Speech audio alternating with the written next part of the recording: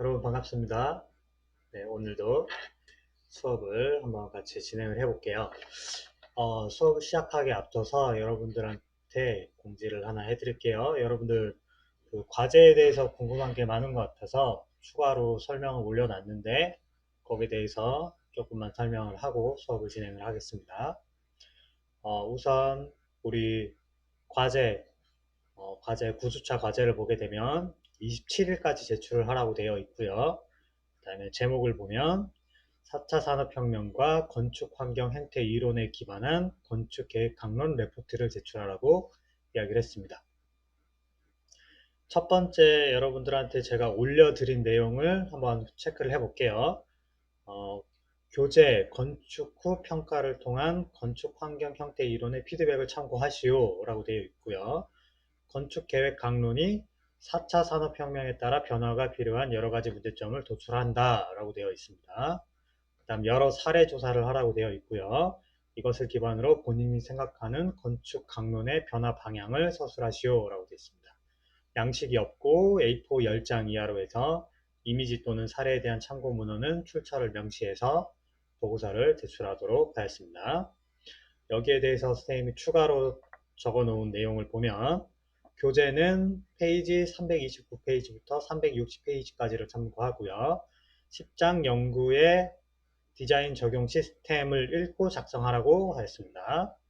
그리고 동영상 자료를 참고하고 그 다음에 강의 자료에 보면은 제가 계속해서 건축계획 강론을 올려드렸는데 이거를 읽고 참고하라고 되어 있습니다.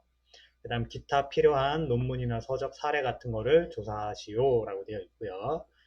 그 다음에 교재와 건축강론을 읽고 본인이 생각하는 문제점 및 변화의 필요성에 대해서 서술하라고 되어 있습니다.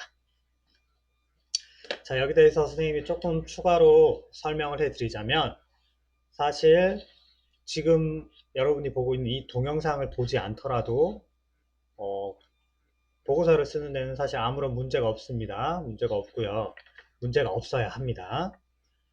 여러분들한테 참고로 하라고 이것을 이야기하는 거는 거주 평가에 대해서 이야기하려고 하는 거는 거주 평가라고 하는 내용을 참고를 하게 되면 어떤 장점이 있냐면 거주 평가라고 하는 거는 건축 계획 강론이라던가 아니면 법규, 지침 또는 그 법규나 지침에 해당하지 않는 또는 건축가가 자기의 개성이라던가 건축관에 의해서 또는 건축주를 위해서 실제 생활할 사람들을 위해서 고민한 내용들이 있습니다.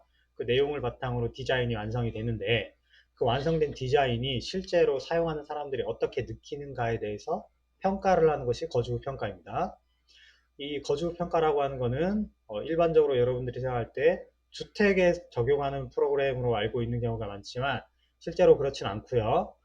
주택, 뭐 아파트, 그다음에 오피스텔, 업무시설, 상업시설, 교육시설, 뭐 기숙사 이런 호텔, 뭐 병원, 뭐 다양하게 적용을 하고 있어요. 이 거주 평가라고 할 때 이 거주라고 하는 거는 우리가 먹고 자고 하는 그런 집을 이야기하는 게 아니라 실제 생활을 했을 때의 상황을 이야기하는 겁니다. 우리가 건물을 사용했을 때의 상황을 이야기하는 거고 사용을 했더니 어떠한 불편함이 있었냐 또는 여러분들이 처음에 설계를 할 때 어떠한 요구사항에 의해서 디자인을 적용을 했을 때 그 적용된 디자인이 불편하거나 아니면 또는 편리하거나 어떤 장단점들이 나타나게 되는데 그것에 대한 평가를 이야기하는 게 거주평가입니다.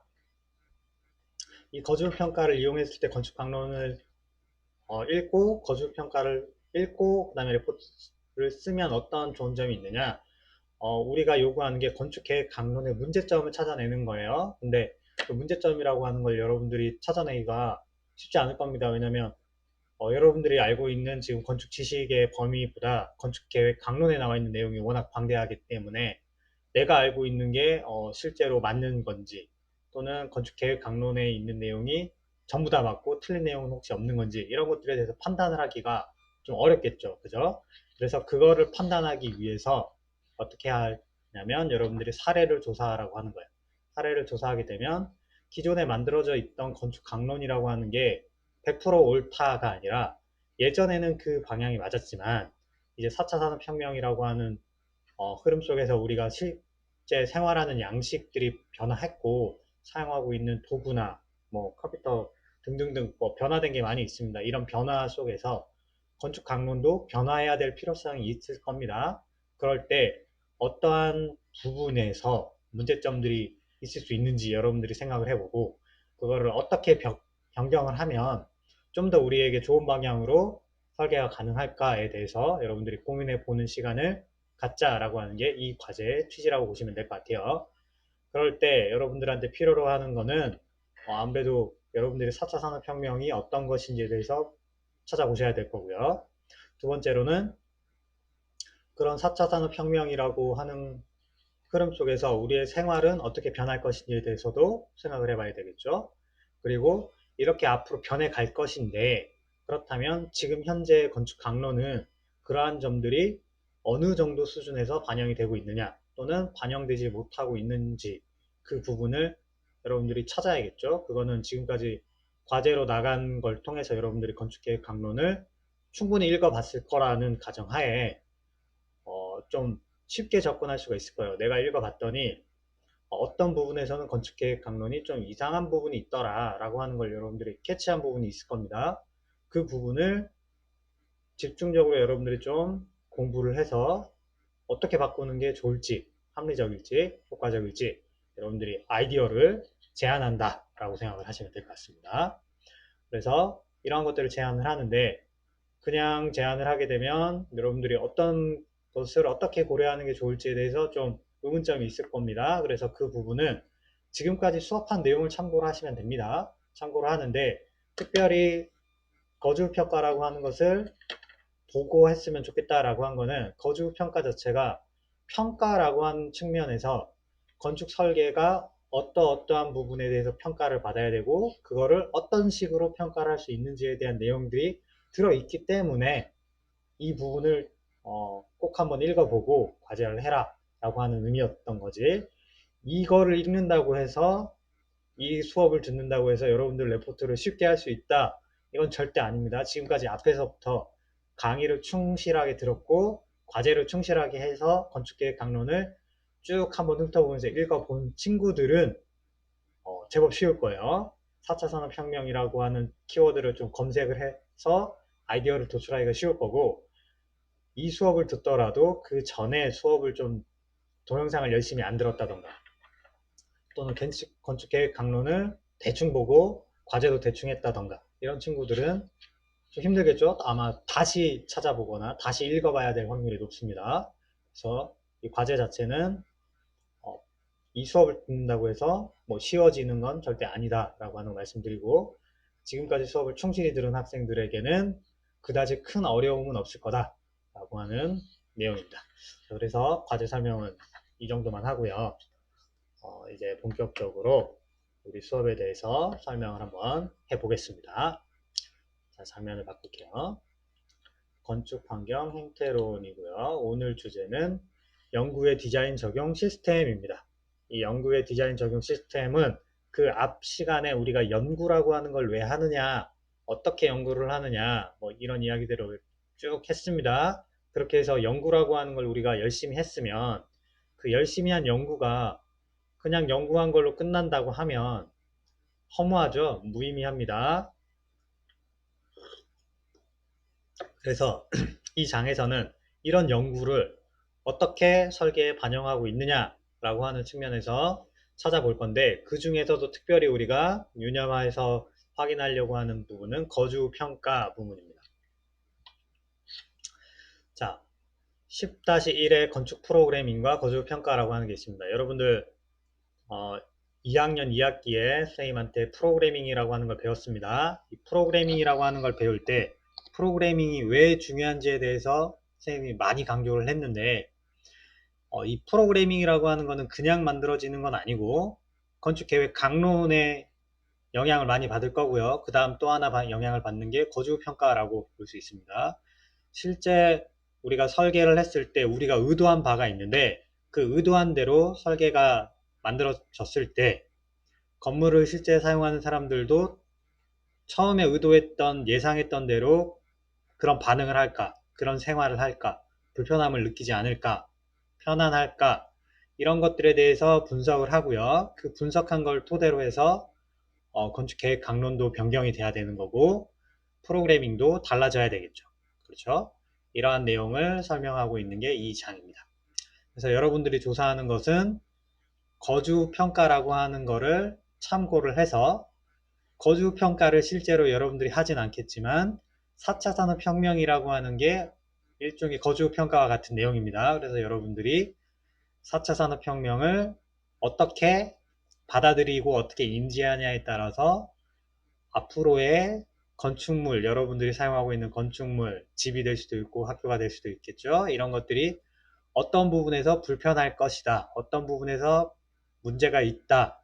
그것을 앞으로 어떻게 바꿔야 할 것이다. 라고 하는 것들을 비판적으로 분석해 낸 다음 그거를 앞으로 여러분들이 설계 그리고 프로그래밍에 적용하기 위한 방법을 모색하자라고 하는 게 이 과제의 취지다 라고 이야기할 수 있습니다. 자, 그래서 본격적으로 수업을 들어가 보면 평가 연구의 배경이라고 나와 있습니다. 그러면 이 평가라고 하는 거는 도대체 왜 시작되었을까? 이 말인데요. 전통적으로 환경 설계가들이, 그죠? 이 환경 설계를 하는 분들이 그들의 환경에 대한 계획이나 설계의 결과가 사용자들에게 긍정적인 영향을 주고 있는지 또는 부정적인 영향을 주고 있는지 모르겠다라는 거죠. 실제로 그거에 대한 데이터가 없었던 거죠. 그래서 내가 이런 의도로서 설계를 했지만 그게 실제로 긍정적인 영향을 미쳤는지에 대해서 알고 싶다라고 해서 이런 것들을 평가해 보자 라고 하는 의미에서 바로 거주 평가라고 하는 개념이 생겨난 겁니다. 처음부터 우리가 거주 평가라고 이름을 붙인 건 아니었고요. 그냥 이거를 평가를 먼저 한번 해보자 라고 하는 의미에서 결국에는 피드백을 우리가 받아보자 라고 하는 거죠. 이런 의미에서 시작이 되었습니다. 그런데 처음 시작은 이랬지만 최근에 와서는 이게 설계를 하는데 아주 중요한 요소로서 작용을 하고 있습니다. 뭐 예를 들어볼까요? 우리나라에는 아파트가 참 많아요. 아파트를 짓는 전문적인 회사들도 많이 있습니다. 유명한 브랜드들이 많이 있죠. 그 브랜드의 회사들은 자기가 아파트를 설계를 했을 때 설계의 경험들을 체계적으로 보고서로 작성을 하게 됩니다. 그리고 아파트가 한번 지어지면 20년, 30년 동안 사용을 하게 되는데 그렇게 사용을 하는 동안에 여러 가지 뭐 문제점들이 발견이 됩니다. 그 실제 사용하는 사람들이 상의를 하기도 하고 건의를 하기도 하겠죠. 그래서 우리 아파트는 뭐 이런 점이 뭐 좋더라. 그런데 이런 점은 불편하다. 이런 점을 바꿔줬으면 좋겠다. 이런 내용들이 아주 많이 데이터들을 만들어낼 수가 있습니다. 그 데이터들을 잘 정리를 하게 되면 아파트를 10년 전에 지었던 아파트, 뭐 5년 전에 지어진 아파트들이 있을 텐데 그 아파트들의 데이터를 분석을 해봤더니 거주자들이 아파트 평수를 자기들이 필요한 것보다 크다고 생각하더라. 또는 발코니가 확장을 할 수 있는 형태였으면 좋겠다. 또는 벽을 어느 정도는 가변형으로 조절할 수 있어서 방 두 개를 하나로 쓸 수 있게 넓게 만들 수 있었으면 좋겠다. 뭐 이런 아이디어들을 낸 거죠. 그래서 그거 데이터를 반영해서 최근에 지어진 아파트들은 확장형 아파트들이 많이 나오죠. 발코니를 확장한 아파트가 많이 만들어지고 있고요. 확장도 처음부터 확장되어 있는 게 아니라 확장을 하고 싶은 사람은 하고 하고 싶지 않은 사람은 안 할 수 있게 만들어줍니다. 그 다음 뭐 주방의 형태도 어떤 경우에는 아일랜드형, 어떤 경우에는 일자형, 뭐 이렇게 디귿자형 이렇게 경우에 따라서는 내가 원하는 형태로 변경을 할 수 있도록 옵션이라고 하는 걸 제공을 하고 있어요.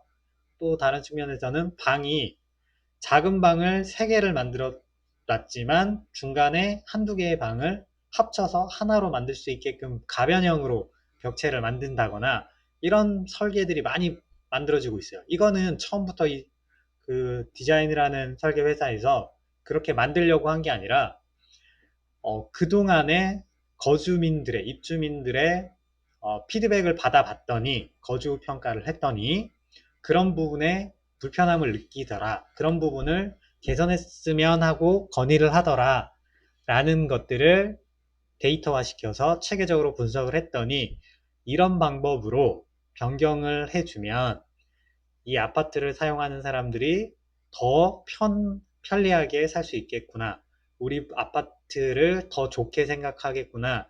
라고 하는 것들을 알게 된 거죠. 그래서 설계에 반영을 한 거예요. 결국 내용은 거주평가를 통해서 이거를 건축계획 강론을 변경을 했다라고 보시면 돼요. 강론 자체를 변경했다기보다는 건축 강론을 반영한 설계 프로그래밍, 자신들이 가지고 있는 프로세스를 변경을 해줬다라고 생각을 할 수 있을 것 같습니다. 그래서 최근에는 이러한 평가 연구의 결과를 토대로 하여서 개인의 사생활 보호, 사회적 접촉, 자신의 환경 영역에 대한 통제 등의 심리적, 형태적인 차원에서 요구 충족에 관심을 기울이게 되었다라고 하는 겁니다.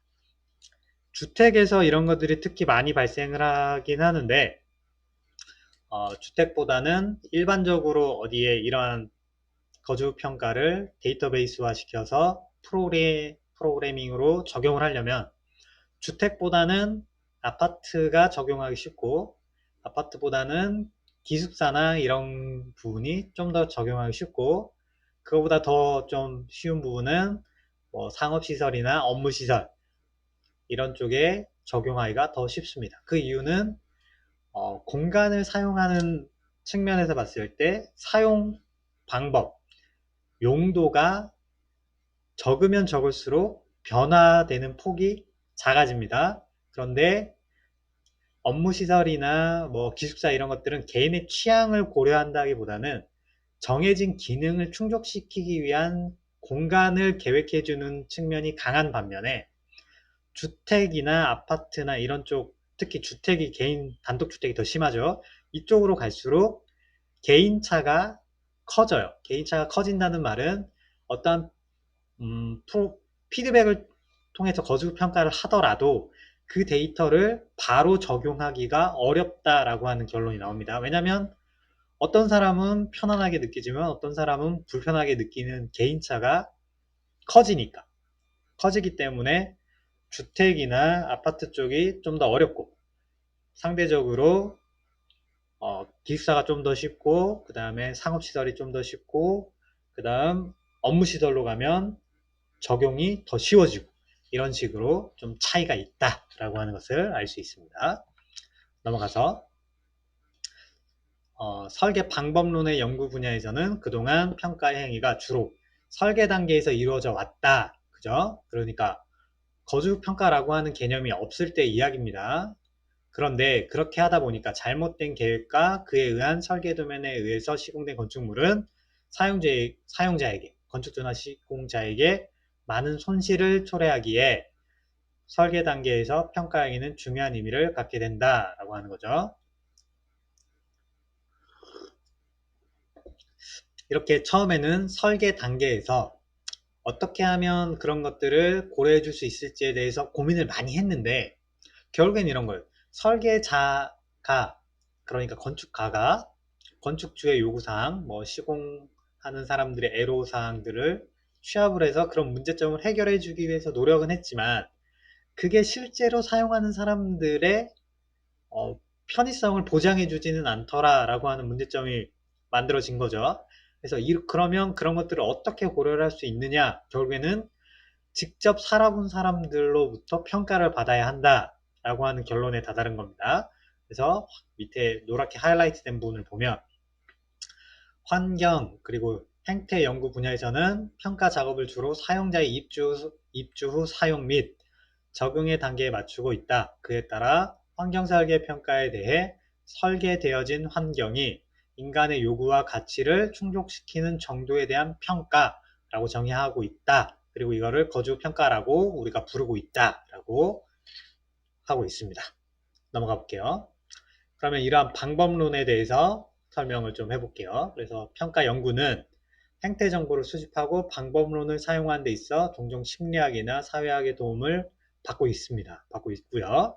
평가 연구는 그 대상 환경이 현실 세계인 이유로 인하여 실제적인 사회과학 분야의 연구와 여러 가지 측면에서 차이를 갖게 된다라고 하는 측면이 있습니다. 우리가 연구라고 하는 걸 하게 되면 실험을 하게 되는데 또는 예측을 하게 됩니다. 실험이나 예측을 하게 되는데 이런 측면에서 봤을 때 심리학이나 사회학의 도움을 받더라도 우리가 예상하지 못했던 일들이 많이 발생할 수밖에 없죠. 실제로 그런 것들이 많이 있습니다. 그래서 아무리 유명한 건축가가 설계를 하더라도 실제 그 건축물을 사용하는 사용자들의 좋은 평가를 받기란 굉장히 어렵습니다. 예를 들어보면 여러분들이 잘 알고 있는 르꼬르비제라고 하는 건축가가 정말 유명하고 정말 훌륭하고 대단한 건축가라고 우리는 배우고 알고 있지만 실제로 르꼬르비제가 설계한 건축물을 사용한 거주자들은 실제 사용자들은 르꼬르비제의 건축물이 그다지 편리하지는 않더라, 불편하더라 라고 하는 이야기를 많이 해요.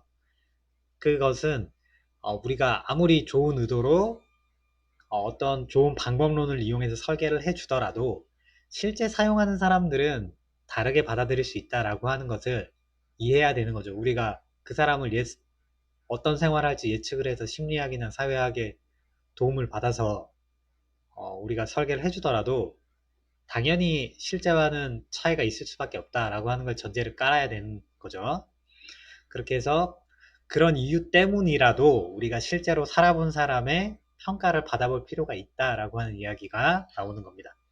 자, 넘어가서 그러면 이런 것들이 어떠한 차이점들이 있는지 구체적으로 보면 이렇게 네 가지가 있더라라고 하는 이야기입니다. 그래서 첫 번째는 사회과학에서는 관계없는 요인들을 통제하려고 노력하는 반면에 평가 연구는 그러한 요인들을 그대로 기술해야 한다라고 하는 거고요.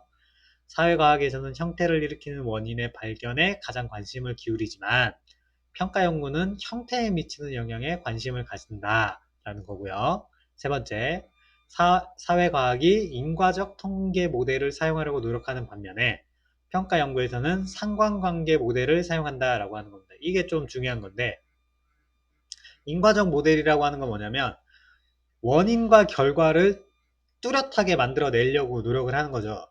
내가 오늘 아침에 속이 안 좋아. 그러면 왜 속이 안 좋은 걸까에 대한 원인을 밝히려고 노력하는 거예요. 그 이유는 어제 저녁에 야식을 먹었기 때문이야. 이거는 원인은 야식, 결론은 아침에 속이 안 좋아. 이렇게 딱 뚜렷한 인과관계 모델을 만들려고 하는 건데 우리가 실제로 살다 보면 이런 인과관계가 뚜렷하게 나타나는 것은 정말 극소수예요. 평가에서는 이런 것들을 어느 정도는 좀 배제해야 한다라는 거예요. 그래서 상관관계 모델이라고 하는 건 뭐냐면 오늘 아침에 배가 안 좋은 이유는 단지 야식을 먹었기 때문이 아니라 야식이 어떤 거냐, 소화가 잘 되는 음식이었냐, 안 되는 음식이었냐, 또는 매운 음식이었냐, 아니었냐. 그때 내가 술도 한잔 했냐, 하지 않았냐. 잠을 잘 때 내가 잠을 충분히 잤느냐, 자지 않았느냐. 잠을 잘 때는 어떤 자세로 잤느냐. 그리고 잠을 잘 때 배에 혹시 이불을 잘 덮고 잤느냐. 이런 걸 이용해서 또는 아침에 일어났을 때 컨디션이 어땠냐. 뭐 이런 이유로 인해서 배가 아팠을 거다. 라고 하는 거죠. 그러니까 배가 아픈 이유는 어떠한 원인을 찾을 때 하나의 원인이 아니라 여러 가지 변수들이 있을 거고 인자들이 있을 겁니다. 그 인자들의 상관관계를 분석하는 거예요. 상관관계를 분석을 해서 어떠한 것이 어느 정도의 영향을 미쳤고 그로 인해서 그 다음의 인자가 어떤 영향을 받았기 때문에 이게 그 다음 인자의 어떤 현상을 불러일으키는 원인이 되었다라고 하는 것들을 복합적으로 설명하는 방식이다 라고 볼 수 있을 것 같습니다. 네 번째, 사회과학이 원인의 수를 줄이려고 하는 반면 평가 연구는 복합적인 체계를 파악한다. 다시 말해 평가 연구는 복잡성을 줄이려는 것이 아니라 뚜렷한 개념으로 정리하고자 한다. 3번의 내용을 4번에서 어느 정도 풀어서 설명하고 있다라고 보시면 될 것 같아요. 선생님 방금 얘기한 거랑 비슷한 내용이죠. 그래서 사회과학은 왜 이런 현상이 발생했는지를 하나 또는 두 가지로 설명하려고 노력을 해요. 최대한 적은 숫자로 설명을 하려고 노력을 합니다. 그래야 명확해지니까. 그죠? 반면에 평가를 할 때는 이게 한두 개의 문제가 아니라 다양한 원인이 있고 그것이 그 원인들이 서로 아주 복잡한 상관관계를 통해서 화학작용을 통해서 결과론적으로 내가 아침에 배가 안 좋았다 라고 하는 것을 도출해내는 거죠. 이러한 개념으로 정리하려고 하는 게 평가 연구 방식입니다. 여러분들은 원인과 결과라고 하는 인과 모델을 공부를 하면 안 되고, 설계를 여러분들이 잘 하려고 하면 평가 연구 방식을 고민을 하셔야 돼요. 설계를 할 때 한 가지 이유만을 가지고 설계를 하게 되면 좋은 설계를 하기가 어려워집니다. 왜냐면 우리가 건축물을 사용하는 이유와 목표와 이런 것들은 한 가지로 설명할 수 있는 게 아니라 아주 다양한 이유가 있고 다양한 목적을 가지고 있는데, 그거를 하나에 한정시켜 버리게 되면 설계가 좋은 방향으로 가기가 어렵다는 거죠. 우리가 건축을 이야기할 때도 건축은 구조, 기능, 미라고 하는 세 가지를 가지고 이야기를 많이 하는데, 최소한 이 세 가지를 모두 반영할 수 있는 설계가 나오는 게 가장 좋은 거죠. 그죠? 더 많으면 많을수록 좋은 설계가 나오겠지만 최소한 이 세 가지는 지켜야 된다라고 했을 때, 내가 어느 하나에 집중해서 예쁜 거에만 집착을 하게 되면 기능과 구조가 나빠지겠죠. 그러면 좋은 설계라고 할 수 없겠죠. 그죠?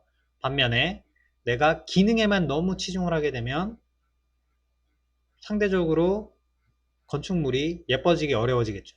그죠? 그러면 또 좋은 건축물이라고 보기가 또 어려워집니다. 그렇기 때문에 우리가 이 세 가지를 적절하게 고려를 해야 됩니다.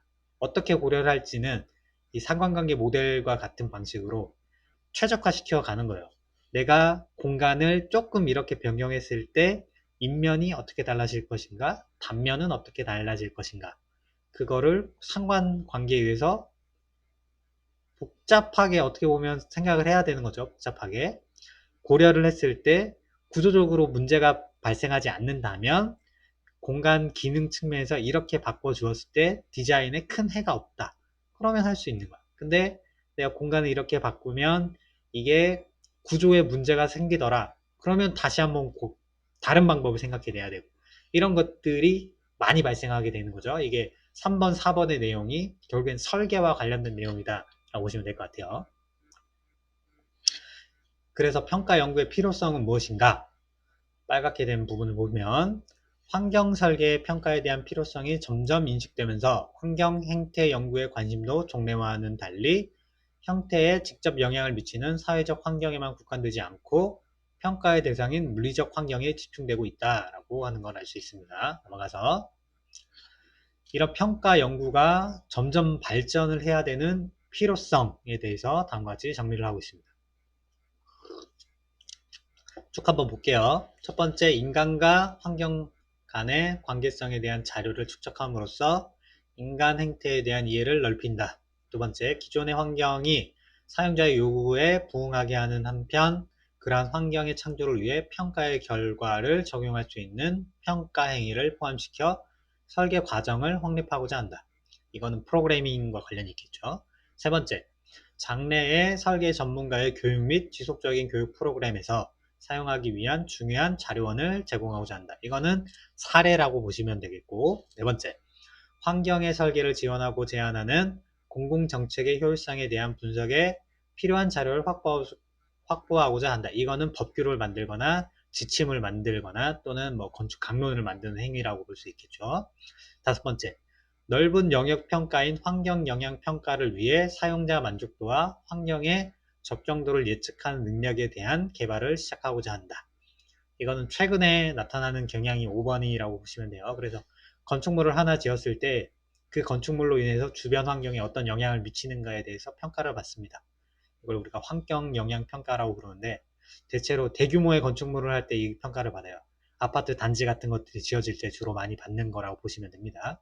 아파트 단지가 생기게 되면 그 주변에 영향을 많이 끼치겠죠. 예를 들면 1조, 조망권, 그럼 교통, 이런 것들이 영향을 많이 미치게 됩니다.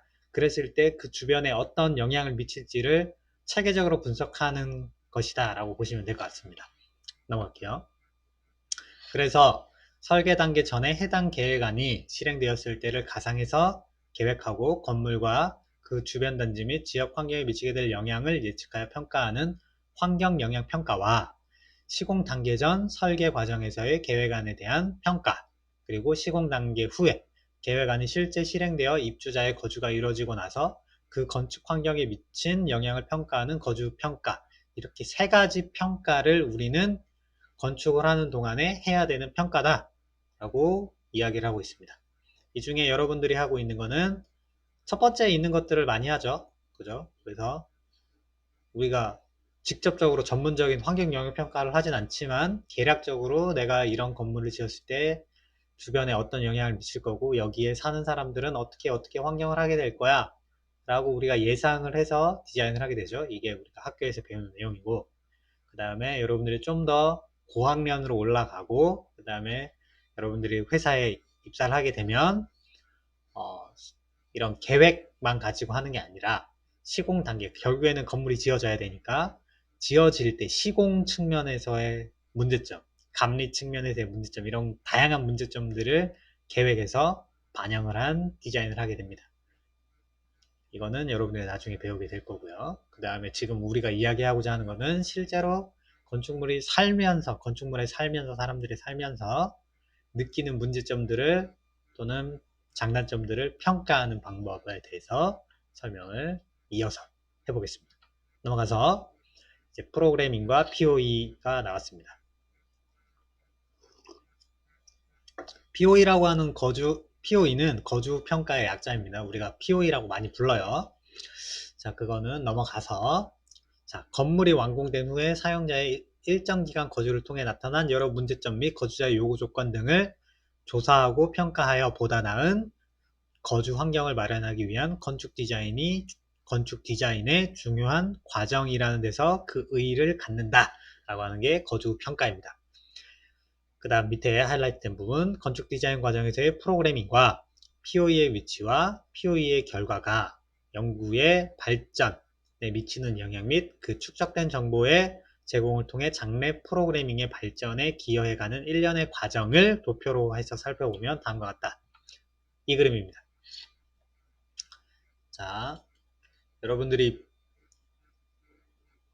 자, 여러분들이 뭘 배웠냐면 프로그래밍이라고 하는 걸 배웠습니다. 프로그래밍이라고 하는 거를 배웠어요. 프로그래밍을 통해서 여기 나오는 것처럼 예비 설계를 하고 그게 어떠한 영향을 미칠지에 대해서 평가를 하게 됩니다. 그 다음 무엇을 합니까? 설계를 하게 되죠. 설계. 그죠? 여길 보지 마. 여길 먼저 봐야겠네. 프로그래밍을 해서 예비 설계 대안을 만들고 나서 예측을 하죠. 예측을 합니다. 영향에 대해서 예측을 하고 그걸 가지고 설계를 합니다. 설계를 하고 나면 나중에 지어지겠죠. 그죠? 지어지고 나서 거주 평가라고 하는 걸 합니다. 그럼 거주 평가를 하고 나면 여기에서 내가 어디에서 프로그래밍 단계에서 여기에서 그리고 여기에서 우리가 예측했던 것들이 실제로 잘 반영이 되었는지 또는 여기에 프로그래밍에서 내가 빠뜨린 것은 없는지 등등에 대해서 여기서 평가를 하는 거예요. 실제로 내가 의도한 대로 설계가 돼서 사용자들이 잘 쓰고 있는지를 평가를 하는 거고요. 이걸 통해서 다시 연구를 하는 쪽으로 넘어가는 파트도 있고요. 이거를 가지고 다시 돌아가서 프로그래밍을 다시 반영하는 프로그래밍. 다음 설계할 때는 이 프로그래밍에 내가 부족했던 거를 거주 평가에서 가져와서 평가를 해주는 거예요. 프로그래밍을 다시 짜주는 거예요. 그러면 예전에 했던 문제점들과 내가 잘못된 점들을 개선하는 방법이죠. 개선해 나가는 거예요. 결국에는 내가 미처 생각하지 못했던 것들을 다시 피드백을 해서 고치는 과정이 여기에 포함이 되어 있다라고 보시면 될 것 같아요. 그래서 엄밀히 말하면 이 거주 평가라고 하는 거는 프로그래밍을 하기 위해서 하는 전 단계이기도 합니다. 실제로는 우리가 거주 평가를 사례 분석으로서 거주 평가를 할 수도 있다라고 앞에 나왔죠. 그 내용과 일맥상통한다고 보시면 될 것 같아요. 그래서 좋은 건축을 한다라고 하는 거는 결국 이 거주 평가와 프로그래밍을 잘하는 게 중요하다라는 거예요. 이 두 가지를 잘하게 되면 설계라고 하는 거는 자연스럽게 잘할 수밖에 없어요. 우리가 충실하게 사례를 분석했고 그거에 대한 근거가 충분히 여기에 나와 있고 그걸 반영해서 우리가 계획을 잡았기 때문에 설계는 당연히 잘 될 수밖에 없는 거죠. 자, 넘어가서 POE는 건축 환경에 거주하는 사용자의 효용성에 대한 조사다 라고 하는 정의가 있습니다. 이 정의라고 하는 거는 누가 어떻게 이야기하느냐에 따라서 정의가 너무 많아요. 그래서 가장 우리가 일반적으로 이야기할 때는 다음과 같이 이야기를 하는데 여러 학자들이 다양하게 분석을 해놨어요. 첫 번째 보면 경제적 및 기술적 요인뿐만 아니라 사회 행태적 요인 측면에서의 건축 환경의 질을 결정하는 건축 작업 과정에서의 평가 및 진단 단계를 우리가 POA라 부른다 라고 하는 사람도 있었고, 사용자를 위해서 건축 환경을 개선하는 데 있어서 특별한 의미를 지니는 건축 환경 연구의 한 유형이다 라고 한 사람도 있었고, POE는 거주자의 입장에서 본 건축 환경의 질에 대한 주관적 판단이다 라고 이야기하는 사람도 있었어요. 여기서 건축 환경의 질이라고 하는 게 자꾸 나오죠. 그래서 보면 건축 환경 개선 이런 얘기가 나옵니다. 우리가 계속 이야기하는 이 내용이 결국에는 공통된 내용이에요. 자, 이러한 내용을 종합해서 보면 POE는 거주자의 거주 환경 개선을 목적으로 합니다. 이 목적이라고 하는 게 거주 환경 개선이에요. 그 다음에 일정 기간 거주 후 실시를 하고요. 거주자의 환경에 대한 만족도를 결정하는 건축 환경의 질에 대한 거주자의 입장의 주관적 평가 및 진단이라고 이야기합니다. 거주 환경의 질, 여기 또 나오죠. 결국에는 거주 환경이라고 하는, 건축 환경이 나왔습니다. 여기. 이형 내용들이 중요한 포인트다 라고 이해할 수 있을 것 같고, 밑에 내려가 보면 POE에서는 거주 후에 거주자의 거주 형태를 조사해서 건축 환경의 질을 향상시키는데 그 목적을 찾아볼 수 있다 라고 나와 있습니다. 목적이 건축 환경의 질을 향상시키는 것이다 라고 우리가 이해할 수 있습니다. 넘어갈게요. 목적, 그럼 거주 평가를 하는 목적, 이것도 다양한 분들이 여러 가지 이야기를 했지만 공통된 내용들이 발견이 됩니다. 첫 번째부터 읽어보면 POE의 주된 목적이 환경의 변화와 과학적인 정보의 축적에 있다. 환경 변화, 그 다음에 과학적인 정보의 축적, 이렇게 나왔죠. 사례 연구 방법의 사용 목적과 마찬가지로 과거에 내린 결정의 의미를 깨닫고 현재에 더 나은 결정을 내리는데 POE의 연구 방법이 사용 목적이 있다. 여기서 현재에 더 나은 결정이라고 하는 게 프로그래밍이 되겠죠. 넘어가서 다른 분은 또 어떻게 얘기했냐. 첫째, 지어져 사용되고 있는 구조물이 얼마나 제 기능을 수행하는지를 발견한다. 둘째, 가능한 부적합, 실수 및 생략 등을 조사 결정하여 셋째로 장래의 계획 및 설계 행위를 위하여 정보를 축적하는 목적을 한다.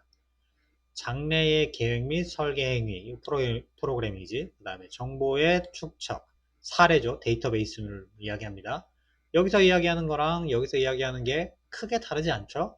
자, 넘어가서 이러한 목적을 갖는 거주 평가를 건축 평론이라고 하는 것과 비교를 해보면 어떻게 다를까?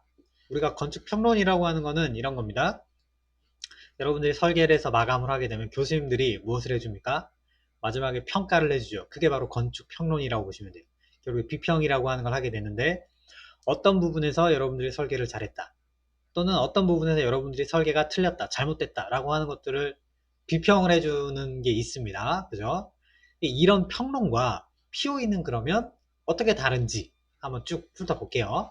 자, 첫 번째, 건축 평론은 비평의 관점에서 건축물을 평가하며 주체의 본질에 대하여 논리적인 접근 방법을 사용한다. 주제의 본질, 뭡니까? 컨셉이겠죠. 그죠? 논리적인 접근 방법, 뭡니까? 프로세스, 다이어그램, 이런 것들이겠죠. 이런 방법으로 여러분들 거를 평가하는 거죠. 자, POE는 환경 개선의 관점에서 건축물을 평가한다. 환경의 개선, 예전에 비해서 좋은 설계를 했느냐예요.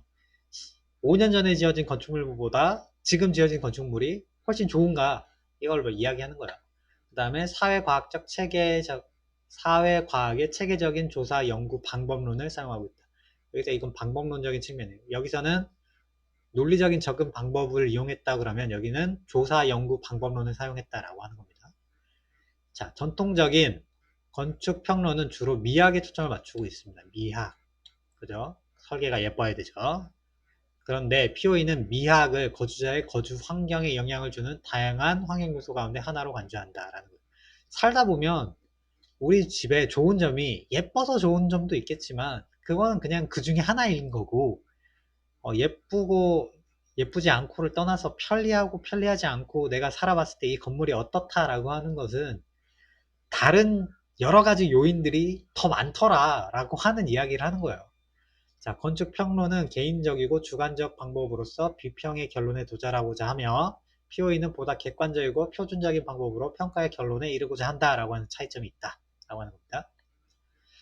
자, 첫 번째, POE는 대부분 심리학적, 사회학적인 연구가 과밀성, 소유화의 사회적 개념을 다루는 데 비해서 일반적으로 아파트, 주거나 사무소 같은 건축 환경의 한 가지 유형을 연구 대상으로 하고 있다. 두 번째, 실험 방법에 의존하는 심리학적 분야의 연구자가 연구 대상의 상황을 임의로 변화시키는 반면에 POE를 수행하는 연구자는 주어진 연구 대상 환경의 현상을 있는 그대로 기술한다. 다시 말해, 그들은 연구 참여자에게 여러 다른 상황을 제시하지 않고 실험적인 방법이 아닌 관찰, 기록, 기술의 조사 방법을 사용하게 된다. 라고 하는 겁니다. 다르죠. 이런 게 연구 방법이 다르다는 거예요. 일반적인 연구 방법에서는 PO에서 사용하는 연구 방법이랑 차이점이 있다라고 하는 거죠.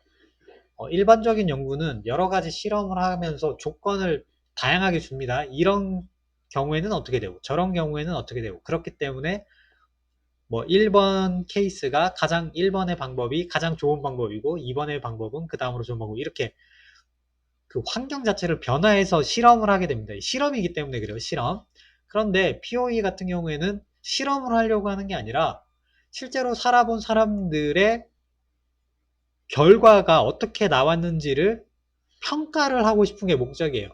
그렇기 때문에 어떤 다른 조건을 변경하는 거는 있을 수 없고 여기 산 사람들이 어떻게 살고 있는지 관찰하고 그걸 기술하고 기록하고 이런 데 초점이 맞춰져 있다라고 하는 거죠. 그죠? 이런 차이점이 있는 겁니다. 자, 네, 세 번째 특성. POE가 갖는 독특한 특성은 대부분의 POE 연구가 적용성을 연구의 목표로 삼는다. 여기서 적용성은 계속 나오지만 나중에 프로그래밍에 이걸 써먹겠다라고 하는 거죠. 네 번째, 이상과 같은 특성을 갖는 POE 종류는 매우 다양한데 이를 크게 POE 목표의 세 가지 요소, 즉 결과의 일반성, 대상의 범위, 적용 가능성에 의해서 구분할 수 있다라고 이야기합니다. 그래서 특성이라고 하는 거는 결국에 계획, 설계, 시공, 평가 요 주기에서 이루어져야 한다. 이렇게 이루어지는 게 POE다. 라고 이야기를 하고 있습니다. 넘어가 보면 POE의 사용 범위라고 하는 게 나와 있고요. 최근에 들어와서는 POE 범위가 학문적인 연구 분야에서 실무적인 분야로 점차 확장되어 가고 있다라고 하는 거예요. 처음에 시작할 때는 이 POE라고 하는 것도 학문의 한 연구 분야로 시작을 했어요. 그래서 대학의 교수님들이나 연구소의 연구원들이 이 POE를 이용해서 그 건축물을 평가하는 연구를 쭉 수행을 해왔는데 최근에는 실무 분야로 확대됐다라는 말은 뭐냐면 설계 사무실에서 자체적으로 이런 데이터들을 모으고 있어요. 학교에서 하는 업무에 국한된 게 아니라 연구 파트에서 이제 실무로 넘어가서 실무자들도 당연하게 POE를 하는 거예요. 그래서 실제로 살고 있는 거주민들에게 평가를 받아서 다음에 내가 아파트를 다시 시공할 때는 앞에 있던 문제점들을 싹 개선해가지고 더 좋은 설계를 해야 장사가 잘 될 거잖아. 그죠? 그렇게 실무적으로 이게 많이 확대되었다라고 하는 이야기입니다. 그래서 이 내용들을 쭉 보면은 다음과 같이 설명이 됩니다. 6가지로. 첫 번째 보면 당면한 문제 해결을 위하여 평가된 건물의 피드백에 사용된다. 두 번째, 거주 후에 조정 기간 동안의 문제점 발견 및 그를 통한 예견치 못한 재문제 해결에 사용한다. 세 번째, 계속적인 피드백 과정을 통해서 건축물과 그 용도의 조화를 이루어 제 기능을 충분히 발휘하게 하는 데 사용한다. 건물 성능의 제 요소에 대한 연구조사에 사용한다. 건축물 성능의 성공과 실패에 대한 기록을 통해서 새로운 시공법을 정당화하거나 기존의 건축물을 개축하는 데 사용한다. 건축 실무자들을 위한 설계 지침서나 설계 기준의 기술적 수준을 새롭게 하고 개선하는 데 필요한 POE 정보의 일반화에 사용한다. 여기 일반화 어디에? 여기에 설계 지침서나 설계 기준 요게 건축 강론 또는 우리가 하는 프로그래밍 이런 데 해당된다. 그죠? 넘어갈게요. 그래서 용도 이것을 어디다 쓸까?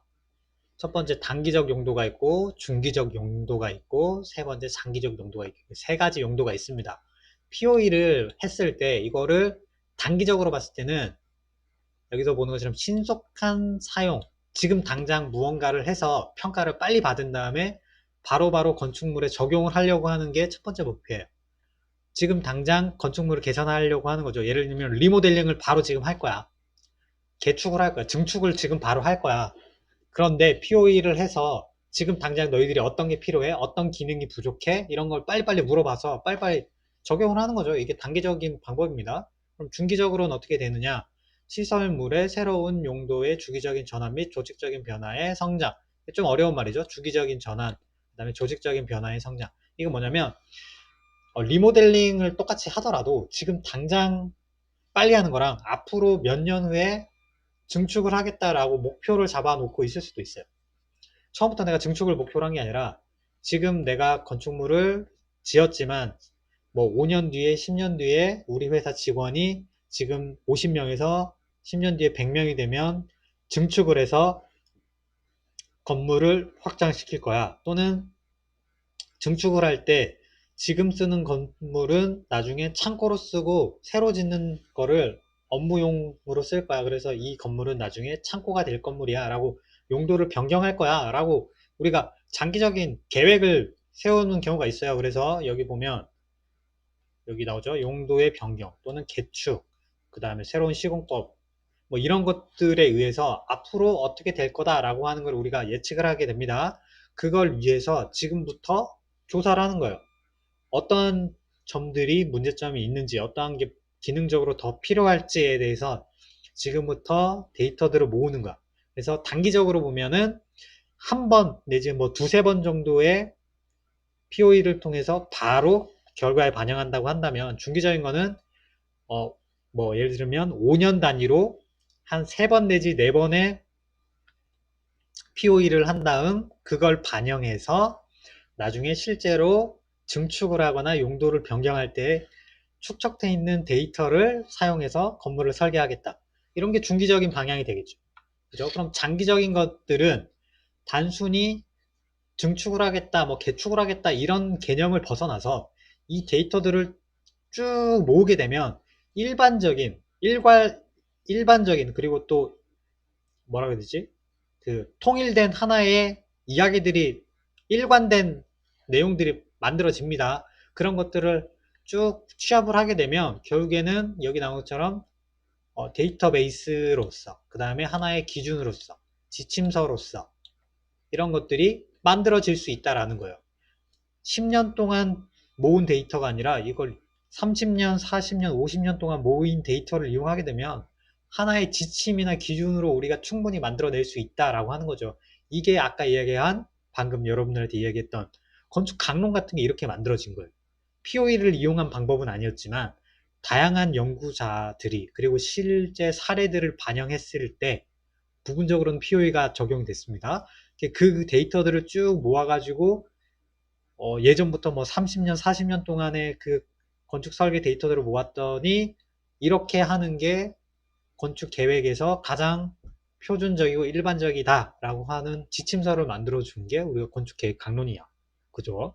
이렇게 만들어지면 실제로 건축 계획 강론은 50년, 60년 만에 만들어진 게 아니라 건축이라고 하는 게 1000년, 2000년 전부터 하던 겁니다. 그 1000년, 2000년 전부터 하던 그것들이 쭉 축적이 됐는데 그 축적된 기술들이 어떤 문서로 존재하는 것도 있고 존재하지 않는 것도 있는데 그런 데이터들을 쭉 취합해가지고 모아왔더니 그래 최소한 몇백 년이 되겠죠. 그걸 쭉 취합을 해서 했더니 앞에 이야기했던 내용과 지금 이야기한 내용, 앞으로의 내용들을 쭉 분석해 보니까 건축 설계를 할 때 이런 내용들을 고려해야 되고 이런 내용들이 반영이 돼야 돼 라고 하는 걸 만들어 놓은 게 건축 계획 강론이야.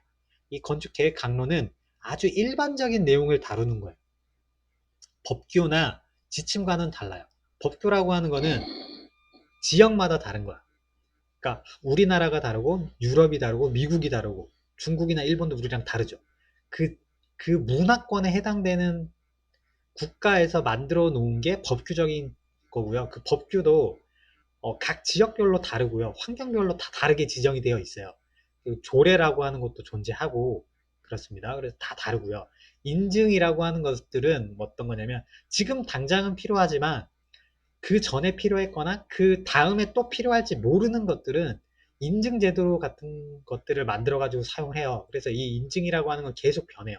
여러분들이 잘 알고 있는 친환경 건축물 인증이라고 하는 거는 만들어진 지 한 10년 정도밖에 안 됐어요.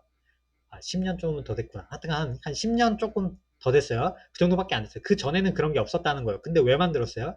이런 게 필요하구나 라고 해서 친환경 건축물 인증이라고 하는 걸 만들었는데 이거를 그러면 이렇게 중요한 거면 법규로 강제를 하면 되는데 왜 안 했습니까? 그 이유는 지금은 이 인증이라고 하는 게 이런 방법으로 하고 이런 기술을 이용하는 게 맞다라고 우리가 생각을 하고 있긴 한데 이게 5년 뒤에 10년 뒤에 더 좋은 기술이 나올 수도 있고 더 좋은 방법론이 나올 수도 있어요. 건축 재료가 달라질 수도 있어. 그러면 그때도 이게 일반적으로 맞는 거냐? 아마도 아닐 거예요. 바뀌어야겠죠. 이 인증 기준이라고 하는 것도 바뀌어야 될 겁니다.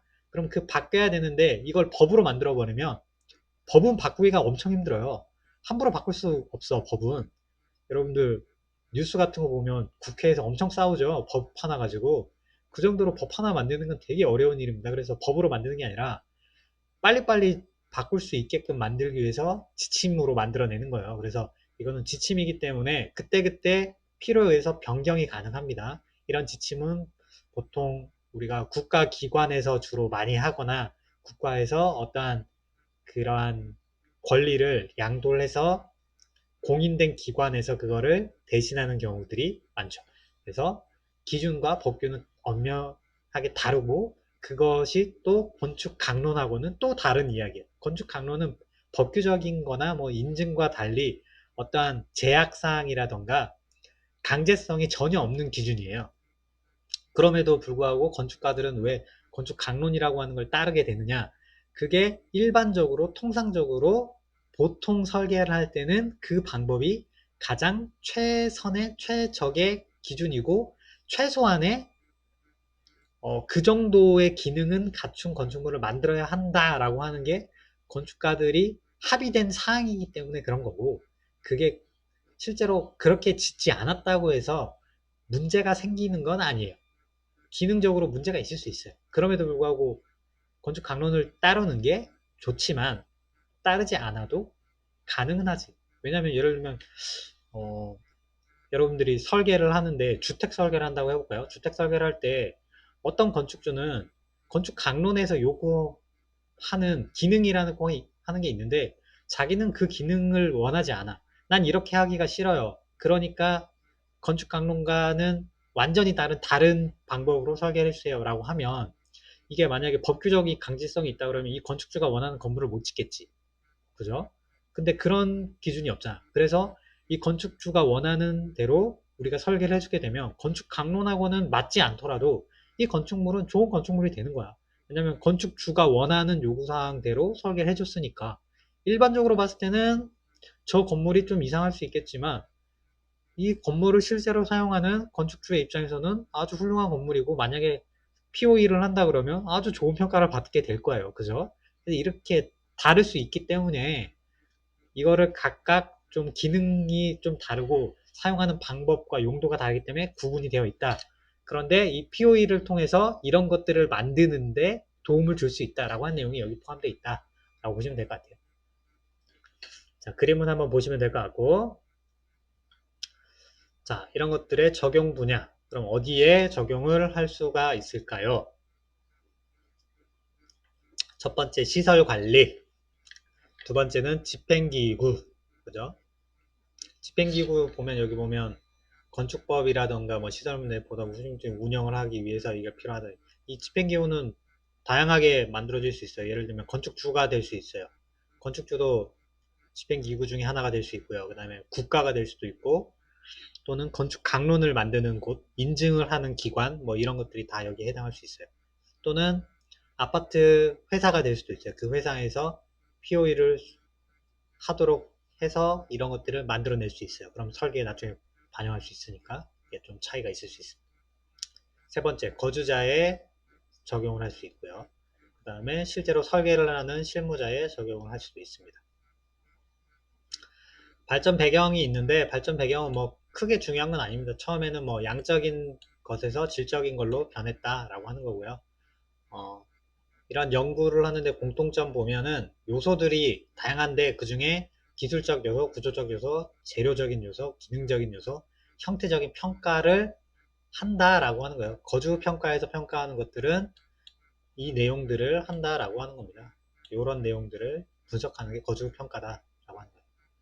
그래서 1960년대에서 시작을 해서 첫 번째는 뭐 건물과 인간 행태와 건물과의 관계에 초점을 맞췄는데 이런 것들이 점점점 변해서 POE 방법의 출현과 평가 연구의 발표는 건축 분야에서의 보다 합리적이고 엄격한 설계 과정의 필요성이 되면서 더욱 큰 의미를 가지고 활성화되기 시작했다.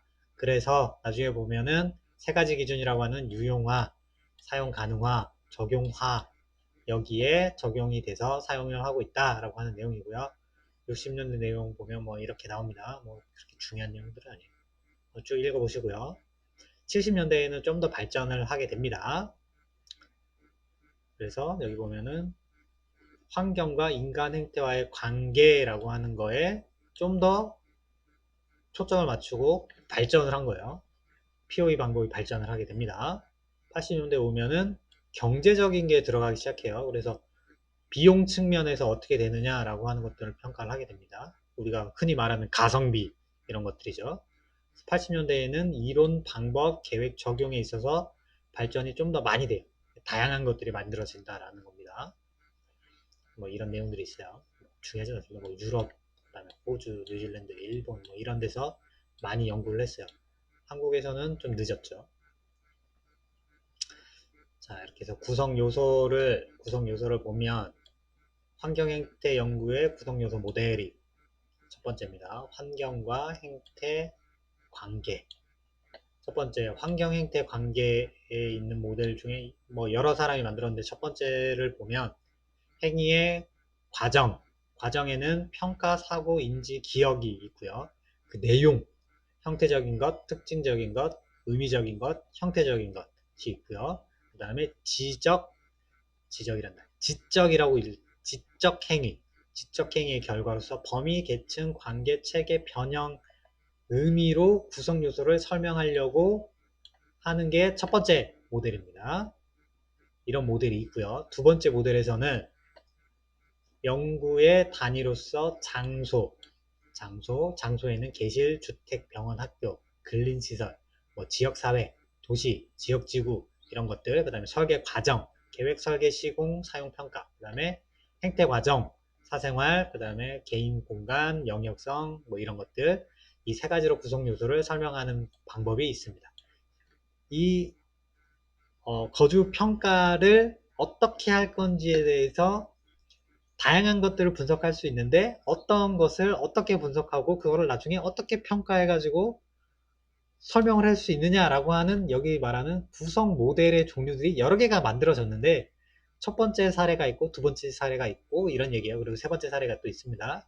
그래서 관리 제도 기구의 측면에서 만든 기준을 보면 뭐 환경에 관련된 것, 목적 및 요구, 기능, 재료, 환경의 질 등 평가 대상 환경의 사회 물리적 요소, 그 다음에 사용자에 관련된 것, 개인적인 것, 뭐 집단적인 것, 공간 형태적인 것, 그다음에 환경적인 것, 그 다음에 설계 행위 이 네 가지로 이제 설명하는 방법이 있다라고 하는 거고요.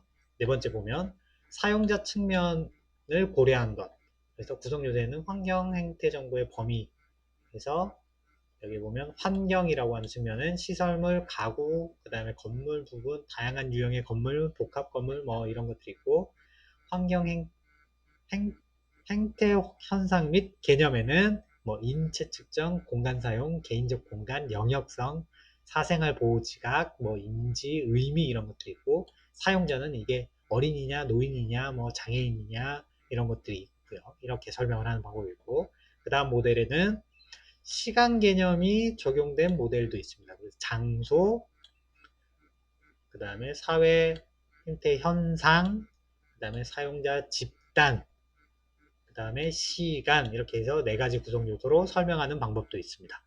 그 다음에 행태, 연구, 기여의 관계를 가지고 설명하는 모델에서는 환경의 행태, 그 다음에 건축주 사용자의 성격, 그 다음에 인간 행태의 기본 과정 등으로 구성 요소를 설명을 할 수가 있습니다. 이렇게 설명하는 방법들이 너무 다양하고 여러 가지가 있을 수 있기 때문에 저 중에 여러분들이 생각하기에 좋아 보인다, 또는 이 건축물을 평가하기에, 이 건축물을 설명하기에 좋아 보이는 적합한 방법이 있다라고 하면 그 방법을 쓰시면 되는 거예요. 어느 방법이 뭐 더 좋다 나쁘다의 문제가 아닙니다. 다양한 방법이 있다라고 하는 거고요. 저거 이외에도 여러분들이 새롭게 추가적으로 난 이런 요소도 평가를 하는 게 중요하다고 생각해 라고 하면 그런 것도 만들어낼 수가 있습니다. 그래서 성능 기준이 있고, 뭐 사용자, 거주자 기준, 그 다음에 환경, 장소, 이렇게 일반적으로 이렇게 세 가지들이 있다라고 하는 것을 알 수 있습니다. 그러면 이제 POE 연구의 구성 요소 중에 성능, 앞에 얘기했던 성능, 사용자, 그 다음에 환경 뭐 이런 게 있으면 성능, 그 다음에 환경, 사용자, 이거에 대해서 어떻게 우리가 이해를 하면 되느냐. 성능 같은 경우에는 기술적인 것, 그 다음에 기능적인 것, 행태적인 것, 이렇게 나눌 수 있고요. 환경 장소 같은 경우에는 뭐 모르는 사람 없으니까 넘어가고, 사용자 거주자 같은 경우에는 POA 연구의 대상 주체인 사용자 및 거주자는 개인, 집단, 조직, 기구 이렇게 나눌 수 있다라고 하는 거고요. 그 다음에 개인이나 집단의 특성, 이 특성 안에는 인구 통계학적, 사회적, 그 다음에 문화적 특성이 있을 수 있습니다. 이거 의해서도 구분을 할 수가 있다라고 하는 내용입니다. 넘어가서 성능 기준 요소에 대해서 좀 더 자세하게 보면 기술적인 요소가 있을 수 있고요. 기술적인 거 뭐 모르는 사람 없죠? 그 다음에 기능적 요소가 있을 수 있습니다. 차이점을 보고 넘어갈까요? 기술적 요소 같은 경우에는 건축물 내의 활동과 행태를 가능하게 해주는 배경적인 환경을 의미하는 거고요. 기능적 요소 같은 경우에는 기능적 요소는 건축물 내의 활동을 지원하는 환경적인 요소입니다. 웃기죠? 배경적인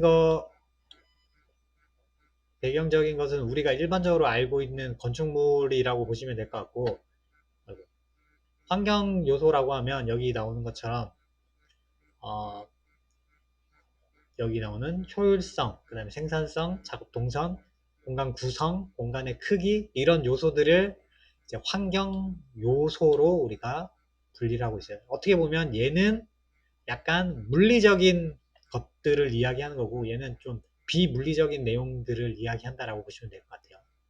그 다음에 행태적인 것, 그래서 여기에는 심리적인 것, 사회적 측면에서의 만족도가 여기에 해당이 됩니다. 그래서 사생활 보호, 상징성, 사회적 교제, 과밀성, 영역성, 적극성, 이미지와 의미 등이 여기에 해당합니다. 이거 쭉 보다 보니까 나중에 여러분들 이게 어디에 연관이 되냐면 크리틱할 때 나오는 내용, 여러분들 뭐 다이어그램을 그린다거나 할 때 이야기 나오는 내용들이 여기 다 지금 해당되죠. 이런 내용들. 그래서 뭐 교수님들이 크리틱을 해줄 때 너희들이 설계를 이렇게 오면 사생활 보호에 문제가 없진 않느냐, 이 건물이 뭐 상징적인 측면이 뭐 있느냐 없느냐 뭐 이런 얘기들 하잖아. 그죠? 앞에 나오는 것도 작업 동선이 뭐 좋다 나쁘다, 뭐 이렇게 하면 뭐 생산성이 있다 없다, 효율성이 있다 없다 뭐 이런 얘기들 하죠. 그죠? 그런 내용들이 다 어떻게 보면 거주 평가에서도 반영되는 요소들이라고 볼 수 있을 것 같아요. 이런 내용들이 있어요. 이 내용들에 대해서 구체적인 설명들이 또 뒤에 나옵니다. 연관성은 뭐 다이어그램 뭐 크게 중요하지도 않지만 여러분들이 금방 보면 이해할 수 있는 내용들이에요. 그래서 기술적인 내용들은 여기 나온 것처럼 약간 물리적인 내용이죠. 외벽, 지붕, 에너지, 화재, 구조 뭐 이런 내용들이 해당되는 게, 건물에 해당되는 게 이런 내용들이에요. 설비 뭐 이건 넘어가고요. 이 내용들이 여기에 해당되는 내용들이고, 기능적인 것들은 여기에 보이지 않는 기능들이죠. 보이지 않는 것들. 동선, 그 다음에 뭐 수납, 다양성, 이런 것들. 그죠? 이런 것들은 뭐 설비, 그 다음에 실공간, 건물 여기 다 해당되는 내용이에요. 그 다음에 행태적인 것들. 설비는 여기 해당이 안 됩니다. 이것도. 그죠? 이런 내용들이 여기 포함되고, 여기 포함되죠. 그죠? 이런 식으로 되어 있습니다. 넘어가서 평가 기준 요소. 평가 기준 요소에 대해서 얘기를 하면 성능 기준 요소인 기술적 요소, 기능적 요소, 행태적 요소 외에 경제적 재반 비용, 소유 형식, 재산 및 투자 가치, 경제적 요소와 유지 방식, 관리 방식, 설비 방식 등 유지 관리 요소가 있으며 기타 사회적 요소 등이 있다 라고 설명을 하고 있습니다. 이런 내용들이 평가에 포함이 되어야 한다라는 내용입니다. 자, 형태적 인자에는 무엇이 있는지 이제 구체적으로 좀 나옵니다. 그래서 사생활 보호가 있을 수 있고요. 사회적 교제가 있고 과밀성. 과밀성이라고 하는 거는 거주자가 주어진 공간 내에서 가족, 이웃주민이나 집단과 함께 있으면서 느끼게 되는 심리적 상태, 공간의 크기에 비례하여 그 반응의 결과가 나타나지 않습니다. 과밀성의 요소는 바람직하지 못한 사회적 접촉의 과잉의 정도를 나타내기 때문에 다른 평가 기준 요소와는 다르게 이 요소의 정도가 크면 주거 환경에 대한 불만족을 초래하게 됩니다. 그래서 과밀성은 낮은 게 좋다라고 하는 내용이에요. 그 다음 영역성이라고 하는 게 있고요. 그 다음에 안전성, 그 다음에 이미지라고 하는 측면이 있을 수 있고요. 미적인 것, 방향 위치감, 그 다음에 식별성 이런 게 있을 수 있어요. 식별성 같은 경우는 은근히 중요한데 거주자의 자신의 주거 공간이나 그다음에 주거 단지를 쉽게 확인하고 찾을 수 있는 정도를 이야기하는데 이게 특히 누구한테 많이 필요하냐면 어린이나 노약자들은 이 식별성이 되게 중요하죠. 되게 중요합니다. 왜냐면 그 판단 능력이라고 하는 게 개인차도 있겠지만 연령대라든지 이런 거에도 좀 차이가 발생을 해요. 그래서 예를 들면 어린이집이라던가 유치원, 그 다음에 초등학교 이런 데는 식별성을 엄청 강조해가지고 디자인을 해줘요. 그래서 좀 우리가 어떻게 보면 유치해 보일 정도로 색깔이라든지 이런 것들을 과장해가지고 표현을 해요. 근데 그렇게 해줘야 식별성이라고 하는 게 좋아지기 때문에 그런 설계를 할 때는 이 식별성이 상대적으로 엄청 중요해요. 다른 거에 비해 더 중요해요. 잘 찾을 수 있게 만들어주는 거. 눈에 확 띄게 만들어주고. 그런 게 중요합니다. 그 다음 기능적 인자에는 향, 편의성, 접근성 이런 것들이 있고요. 쾌적성, 공간의 크기, 효율성 이런 내용들이 포함이 됩니다. 넘어가서 동선과 융통성도 포함이 되고요.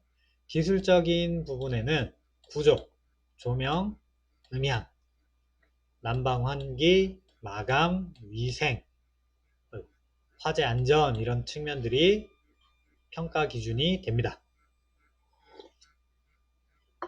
이러한 평가 기준 같은 경우에는 여러분들이 크리틱을 할 때 다 교수님들이 이야기한 내용들이에요. 이거 나중에 여러분들 설계 이렇게 하면 이런 문제들이 있다라고 하는 평가를 해가지고 여러분들 크리틱 해주죠. 그때 여기 방금 이야기했던 내용들이 다 나오는 것들이에요.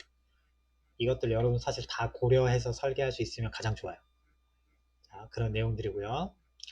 그래서 과학적 연구의 과정 모델로서 연구는 설정된 주제에 관한 기존의 지식의 틀에 추가되는 새로운 사실을 확인하기 위해 주제를 체계적으로 조사한 행위다 라고 이야기를 하고요. 일반적인 윤리를 전제로 하여 특수한 사실을 이끌어내는 영역적 추론과 많은 사실의 일치점을 구하여 이미 알고 있는 특수한 사실로부터 일반적 원리를 알아내는 귀납적 추론 두 가지가 있습니다. 이런 두 가지 방법을 이용해서 연구라고 하는 걸 한다라고 하는 겁니다. 그래서 가설의 설정과 결론의 추론, 실험에 의한 검증, 확증 또는 미확증의 네 가지 연구 과정과 추론 과정 및 연구 계획과의 관계를 살펴보면 다음과 같다.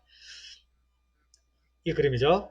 그래서 POE라고 하는 걸 연구를 할 때는 이런 방법으로 한다라고 하는 거예요. 아까 앞에서 우리가 조사를 막 열심히 했죠. 기록을 하고 분석을 하고 관찰을 했으면 그걸 가지고 그래서 결론이 뭐냐? 그래서 어떻게 해줘야 되냐? 다음 설계에 어떻게 반영을 해주는 게 좋으냐? 라고 하는 결론이 나와야 되잖아. 그죠?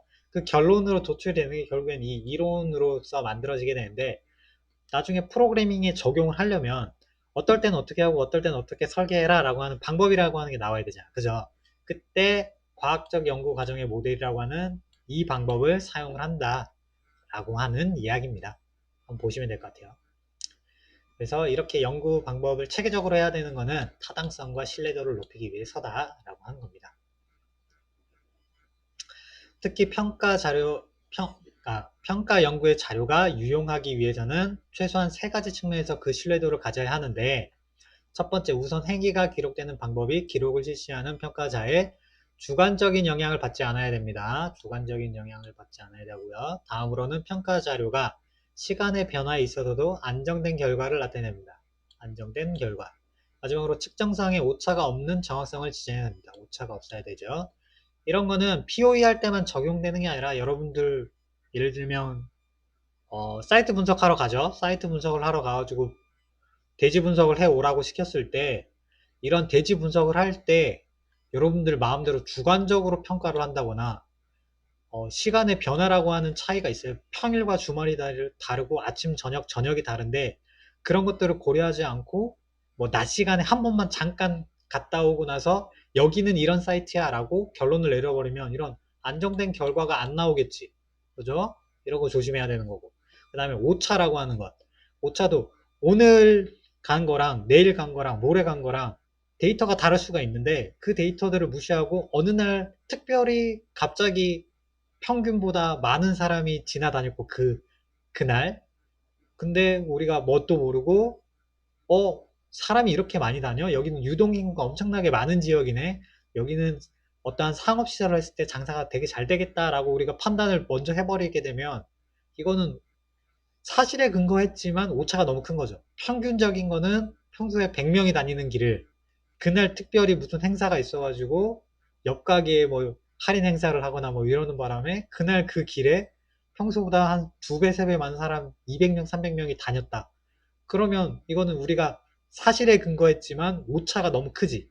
그죠? 이런 경우에는 정확성이라고 하는 게 떨어지겠죠. 그죠? 이런 것들을 할 때 조심해야 된다라는 거예요. 이건 POE에만 해당되는 게 아니라 모든 연구에 해당되는 내용들입니다. 그렇게 해서 연구 계획 방법은 어떻게 만드느냐? 연구자가 인위적인 조건을 변화시키며 인과관계를 연구하는 실험적 방법이 있고 자연적인 조건 하에서 관찰 기록을 통해서 연구하는 상관관계적 방법이 있고 실제 환경에 대한 반응을 그대로 조사 기술하는 기술적인 방법이 있는데 이런 방법이 있는데 이렇게 있습니다. 이렇게 있는데 이 중에 POE는 대부분 여기 보면 모의 실험이나 이런 것들은 바람직하지 않다라고 하는 거예요. 그래서 앞에 이야기했던 상관관계적 방법을 사용해 주는 게 어떻게 보면 가장 합리적이고 적합한 방법이 된다라고 하는 거예요. 그래서 이 차이점들을 좀 보면은 여러분들이 이해를 하실 수 있을 거예요. 자, 그래서 평가 연구의 유형이 이제 나옵니다. 연구에 소요되는 시간과 자원, 인원 및 평가의 정도와 범위, 소요 경비에 따라서 지시적인 방법, 조사적인 방법, 진단적인 방법의 연구 세 가지가 있다 라고 하는 거고요. 지시적 방법은 건축물 성능의 주요한 단점과 장점을 평가합니다. 그래서 지시적인 것은 자료 수집을 위해 기록, 그 다음에 문헌 평가, 기본적 평가, 성능에 관한 평가 질문 및 직접 면접의 네 가지 방법을 사용을 합니다. 조사적 방법에서는 지시적 PO에서는 연구조사를 더 중요하게 연구조사를 더 요하는 문제를 발견했을 때 조사적 POE를 실시하게 됩니다. 그래서 연구를 좀 더 깊게 해야 된다 했을 때 조사적 POE를 쓰고요. 지시적 POE가 주로 문제점 발견하는 거에 초점을 맞춘다고 하면 조사적 POE는 보다 많은 주제를 보다 자세하고 신빙성 있게 다룹니다. 자세하게 다룬다라고 하는 거고요. 평가 기준의 설정 방법에는 대상 건축물의 유형과 문제점에 대한 문헌 조사와 성능이 우수한 기존 건축물에 대한 비교 연구 등이 있습니다. 비교 연구 같은 거를 많이 하게 됩니다. 진단적 POE 같은 경우에는 종합적이고 깊이 있는 평가 연구 단계고 건축물 성능에 대한 정확한 판단이 가능하고 설계 기준이나 지침서의 작성을 통해 동일한 건물 유형에 대한 정보를 축적시켜줍니다. 그래서 설계 기준이나 지침서들을 만들 때는 진단적 POE를 사용하게 된다 라고 하는 겁니다. 그래서 진단적 POE 연구 단계는 다음과 같습니다. 그래서 연구조사 및 연구 방법론의 과학성, 두 번째 적용의 장기성과 일반성, 세 번째 성능 기준 요소의 관계성 연구, 이렇게 해서 방법이 나옵니다. 진단적 POE라고 하는 건 나중에 여러분들이 특히 이번 과제를 할 때 이런 방법들이 적용이 되겠죠. 자, 평가 연구의 과정은 보통 3단계로 설명을 하는데 계획, 수행, 적용 이렇게 세 가지로 설명을 많이 합니다. POE의 계획 과정을 보게 되면 문제 고찰, 그 다음에 연구 자원의 설계, 연구 방법의 계획 이렇게 진행이 되고요. POE를 수행하는 것은 현장 자료 수집, 그 다음에 자료 수집, 자료 분석 이렇게 이루어집니다. POE를 적용하는 방법에서는 결과의 기록, 적용 행위의 제한, 성과의 검토 이렇게 이루어집니다. 연구과정 모델을 정리하면 계획과정, 수행과정, 그 다음에 적용과정에 대해서 문제 고찰, 그 다음에 예비조사 연구, 결과 기록, 그 다음에 두 번째 단계에서는 연구자원 계획, 자료 수집, 그 다음에 설계 지침 제안, 그 다음에 세 번째에서는 연구방법 계획, 자료 분석, 성과 검토 이런 식으로 진행이 된다. POE 연구라고 하는 것은 다음과 같은 방법으로 진행이 된다라고 하는 것을 알 수 있습니다. 자, 이렇게 해서 POE에 관련된 내용을 쭉 살펴봤습니다. 이 내용을 참고하셔가지고 여러분들이 과제를 하는데 여기에서 설명한 방법론이라던가 아니면 중요하게 생각하는 요소들이 있죠. 분석 요소들. 이런 요소들에 관련돼서 여러분들이 추가적으로 한번 찾아보시면 여러분들이 과제를 하는데 좋은 아이디어들을 많이 도출해낼 수 있을 거라고 생각을 합니다. 자, 긴 시간 동안 수업 듣느라 고생이 많았죠. 수고했고요. 이번 학기는 뭐 결국 이런 식으로 동영상을 이용해서 온라인 수업을 끝날 때까지 계속 진행을 하게 될 것 같습니다. 대면 수업은 좀 어려울 것 같아요. 그래서 좀 선생님 입장에서 좀 아쉽습니다. 여러분들 보면서 다양하고 재밌는 이야기들을 좀 더 많이 해주고 싶은데 그런 걸 못해서 좀 아쉽긴 하지만 여러분들을 위해서 제가 충분히 자료들을 올려주려고 노력을 할 테니까 여러분들도 뭐 시간 나는 대로 틈틈이 읽어보시고 찾아보면서 공부를 하고 그다음에 우리 수업에 해당되는 내용 그리고 수업에는 조금 다른 내용일 수 있겠지만 그게 여러분들 설계나 디자인을 하는데 도움이 되는 내용들을 계속해서 이야기해 드릴 테니까 거기에 대해서도 관심을 가지고 잘 들어주길 바랍니다. 자, 오늘 수업은 여기까지 할게요. 고생했습니다.